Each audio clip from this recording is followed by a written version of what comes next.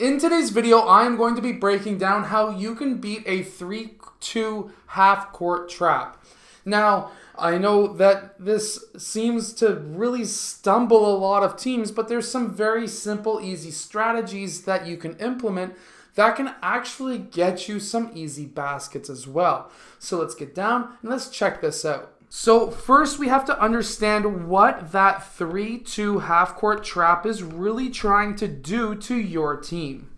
And what they're really trying to do is to force a trap in the top corners, and also depending on the team, they could be also trying to trap in these bottom corners. Now, when I coach the 3-2 half-court trap, I actually instruct my players to trap these lower corners because so many teams want to pass to those corners because they feel like, hey, if I can get this ball up this side and if I can attack this corner, this will draw these defenders up, and I just have to lob the ball to this guy, and we can then essentially either attack the basket or set up the offense. However, I personally love it when teams lob to the corners, because when it comes to the 3-2 trap, I, after this pass, tell player 5 to don't even try to intercept it, just cut off this man from attacking the basket, and then player 2 has to sprint down and trap that corner while player 1 moves over to cover this side. Player 4 covers the post, and player 3 covers the high post. That way, that corner is trapped. And if you want a ridiculously deadly zone defense, make sure to go check out my Unbeatable Basketball Zone Defense book down in the description below, because it traps the corners but also doubles the low post without leaving anybody open. So that's down in the description below, so make sure to go check that out. So when that happens, they're trapped anyways. So in case there's teams that do what I do, which I learned it from a team myself, there is technically two solutions that do essentially the same thing. And that is the number one option that I personally love to have is a quick pass over to one of these players, or player 1 can just dribble to that side, one or the other. But one way or the other, we're going to have a player on the side with the ball. This actually moves these players into position so that now they can get into a trap. They want to trap you here. So we throw a guy in the middle. Could be player 4, could be player 5.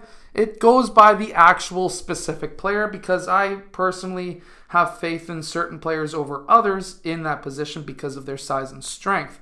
Because when this pass goes to the middle, it's going to be collapsing the defense. And when that happens, you need a strong player who is there in that spot to be able to get that pass and handle a lot of people trying to hack his arms off. So in a timeout, or I would just yell, hey, whoever, Jimmy, David, whoever in the middle, and then we would get that ball to the middle.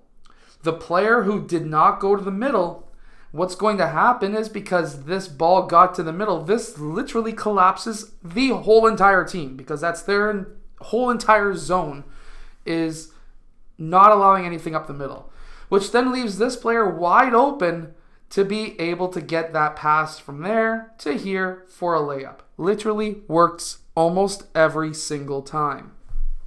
Now, I'm not going to lie, this does work every single time, which is why teams usually pull out of a 3-2 half-court trap pretty quickly against my teams. They'll eventually go to a 1-3-1 so that they can force this guy to be fronted.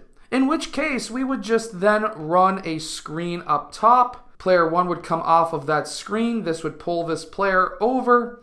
And now we've got player 2 rolling to the basket. We've got player 4 who is open here. Player 4 red is in a precarious situation where does he guard middle? Does he guard this guy? Or does he kind of sit in the middle and do nothing?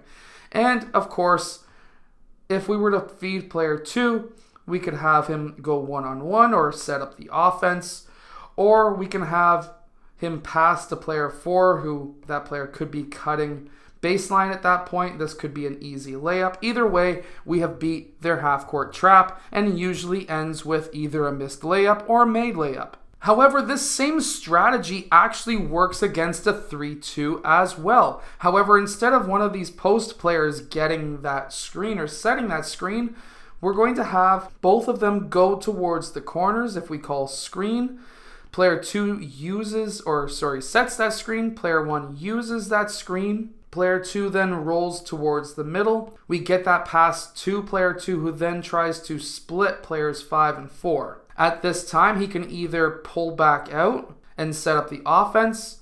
If he can split them, he can split them, or he can pass out to player 5, or he can pass out to player 4, 4 or 5, one or the other.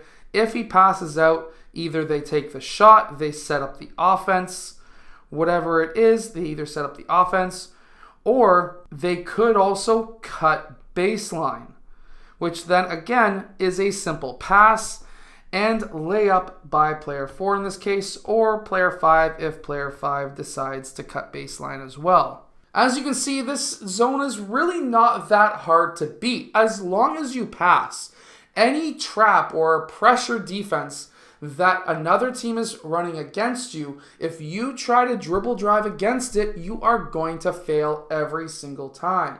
Because what will happen is anytime that you attack a gap, they close it with 2 players, and when that happens, you get a turnover because 1-on-2 without passing means a steal unless your name is Allen Iverson. And at that point, it's going to be not a great game. But if we can get quick passing, fast passing, get the guy to the middle, whether it's a cut to the middle to get open or a screen and roll to get the ball down in the middle, either way, there has to be a pass down the middle. Now, yes, there are strategies that get that ball to that far corner. I personally hate that immensely because I like to run a corner trap. So even if I was to get out of my 3-2 half-court trap, it really ridiculously flows right into the actual unbeatable defense that I have down in the description below. So make sure to go check out my Unbeatable Basketball Zone defense book down below, and I'll see you guys again in my next video.